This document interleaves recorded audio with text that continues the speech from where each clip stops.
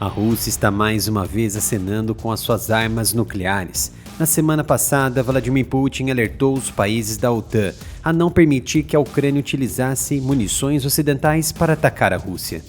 O líder russo alertou para graves consequências e disse que os aliados da Ucrânia deveriam estar conscientes do pequeno território e da densa população de muitas nações europeias em relação ao uso de armas de alta destruição. Caso esse alerta e ameaça se tornassem inúteis, Dmitry Medvedev assumiu novamente o seu papel como braço direito de Putin e seguiu com uma ameaça ainda mais horripilante. O antigo presidente da Rússia citou as palavras de Putin e acrescentou: "A utilização de armas nucleares táticas também pode ser mal calculada. Isso seria um erro fatal. As armas nucleares táticas da Rússia e dos Estados Unidos podem ser programadas para atingirem diferentes picos de rendimento, muitas delas entre 50 quilotons a 250 quilotons. Medvedev tem a reputação de ser um homem durão e com palavras de efeito, mas Moscou também tomou medidas recentemente para exaltar as suas ameaças, com tropas russas realizando exercícios nucleares perto da fronteira com a Ucrânia. Como resposta, em 4 de junho, o Comando de Ataque Global da Força Aérea Americana lançou um míssil balístico intercontinental Minuteman III, desarmado, para demonstrar a prontidão das forças nucleares dos Estados Unidos. Apesar de ser uma clara resposta aos exercícios russos, o general e comandante do Comando de Ataque, Thomas Busser, declarou que o lançamento faz parte de atividades rotineiras e periódicas destinadas a demonstrar que a dissuasão nuclear dos Estados Unidos é segura, fiável e eficaz para dissuadir as ameaças do século XXI e tranquilizar os nossos aliados. Tais testes já ocorreram mais de 300 vezes antes, e esse teste não é o resultado dos acontecimentos mundiais atuais. A realidade é, se o teste não está relacionado com os fatos atuais, o general jamais diria isso.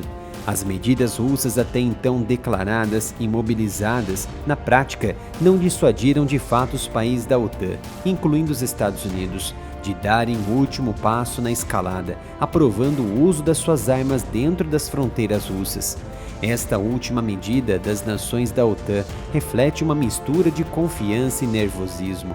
Do lado positivo, os Estados Unidos e os seus aliados europeus estão agora menos preocupados com a ameaça da Rússia se tornar nuclear do que estavam há pelo menos 18 meses. Do lado negativo, o Ocidente também está cada vez mais preocupado com a situação no campo de batalha.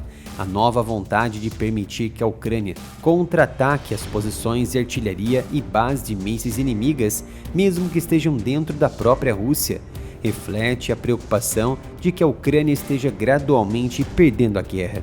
Como resultado, os aliados ocidentais de Kiev se sentem obrigados a tolerar um maior nível de risco para manter a Ucrânia na luta.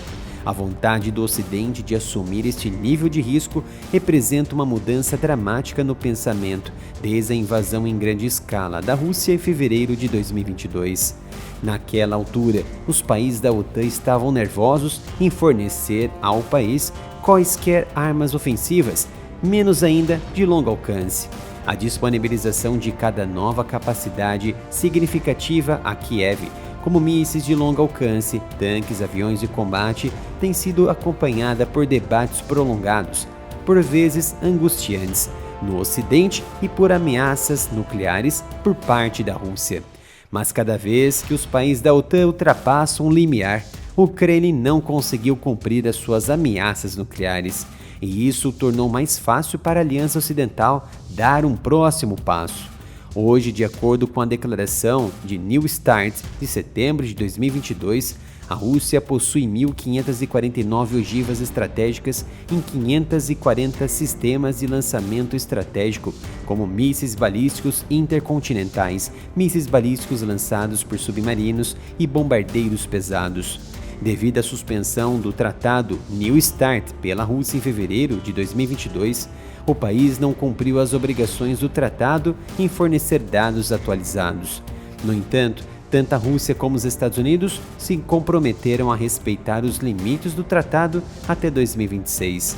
para a comunidade de inteligência dos Estados Unidos. Com base em dados de dezembro de 2022, a Rússia também mantém um arsenal de até 2.000 ogivas nucleares não estratégicas e não limitadas pelo New START, enquanto os americanos possuem aproximadamente 200 ogivas táticas. Mas o fato de os Estados Unidos e os seus aliados já não estarem tão preocupados com a postura nuclear da Rússia não significa que rejeitem completamente a ameaça.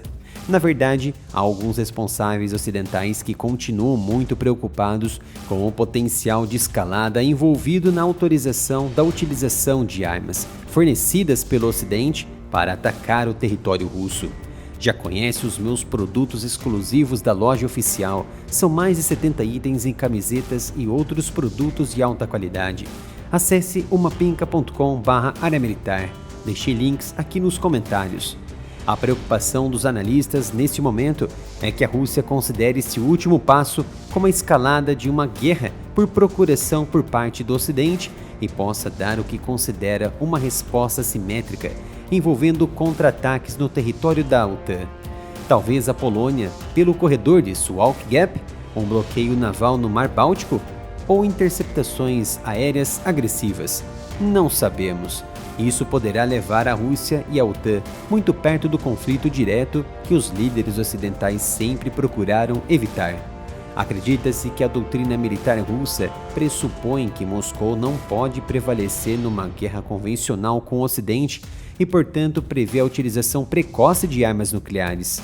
Sou bem claro em afirmar que os Estados Unidos estão testando as ameaças nucleares de Putin em relação à guerra em curso na Ucrânia. Apesar das conversas de Emmanuel Macron, presidente da França, de eventualmente estacionar tropas francesas em solo ucraniano, a Aliança Ocidental ainda tenta manter a sua linha vermelha clara contra o envolvimento direto num conflito com a Rússia. Quando o Irã lançou recentemente uma barragem de mísseis e drones contra Israel, os Estados Unidos e os seus aliados se envolveram diretamente na vigilância, reconhecimento e interceptação dos mísseis e drones persas. A Ucrânia não recebeu tal apoio contra ataques e mísseis russos diretamente sobre cidades e infraestruturas críticas, em parte devido ao risco de que as forças aéreas ocidentais possam acabar por disparar diretamente contra as forças russas. Podemos afirmar que os Estados Unidos só são grandes e reagem contra países pequenos? Sim, podemos afirmar isso.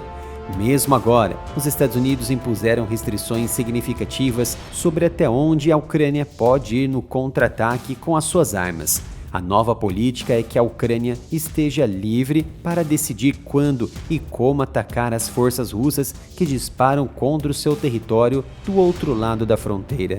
Mas ataques a alvos no interior do território russo ainda estão fora de questão. Apesar das preocupações sobre a potencial resposta da Rússia a esta última medida, os assessores e conselheiros norte-americanos ainda pensam que as circunstâncias que poderiam desencadear uma resposta nuclear russa estão bastante distantes. As duas situações mencionadas com mais frequência são se o exército russo estiver prestes a ser derrotado no campo de batalha, ou se as forças terrestres ucranianas ameaçarem a Crimeia anexada lá em 2014. O mais próximo que o mundo chegou de uma verdadeira crise nuclear sobre a Ucrânia até o momento foi em outubro de 2022, quando a Rússia sofreu uma série de reveses catastróficos na guerra, incluindo a perda de parte de Kherson. Houve um fim de semana também em que as autoridades ocidentais ficaram seriamente preocupadas com a possibilidade da Rússia lançar um ataque nuclear limitado, mas a China interveio. Mas essa crise também criou um novo manual sobre como lidar com as ameaças nucleares da Rússia, quando essas parecem realmente sérias. O primeiro passo é conversar com os homólogos russos e ameaçar o envolvimento direto e massivo do Ocidente no conflito. O segundo passo é falar com outras grandes potências, em particular com a China e a Índia, e fazer com que alertem a Rússia, de preferência em público. No momento, este manual está engavetado. Primeiro que Biden não quer se sentar com Putin, cuja liderança não é aceita como parte negociante de um possível acordo de paz, segundo o próprio Zelensky.